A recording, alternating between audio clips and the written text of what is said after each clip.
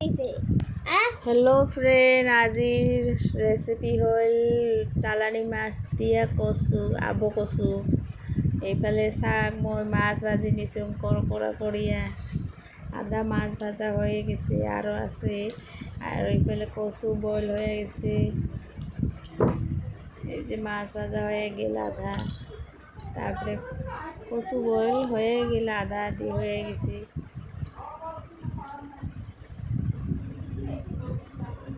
এই যে মাছ ভাজা হয়ে গেছে। তারপরে এইফালে হল মাছের পেটা আছে অল্প, পিঁয়াজ আরও কাঁচা ঝালক রসুন থেতলে দিছো অল্প, তারপরে শুকান ঝালকের গুঁড়া। এই যে ভাত দিয়া মাছের পেটা ভাজি হয়ে আছে,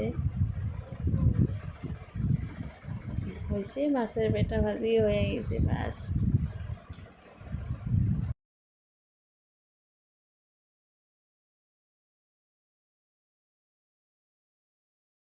ভালো লাগে,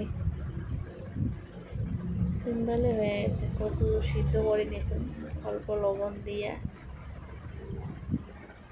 খালি কচু আছে কাঁচা জালুক, শুকান জালুকের গুঁড়া, জিরার গুঁড়া, লবণ হলুদ, আদা রসুন থেতলে দিয়েছেন, আদা দেয় নেই।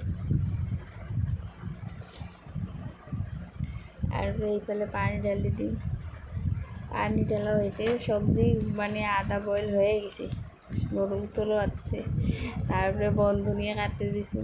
তারপরে এইফালে ভেন্ডি আরও আলু ভাজি করে নিছি। এইফালে যে সবজি হয়ে গেছে, এমন করে বানালে সেই ভাল লাগে কচু সবজি।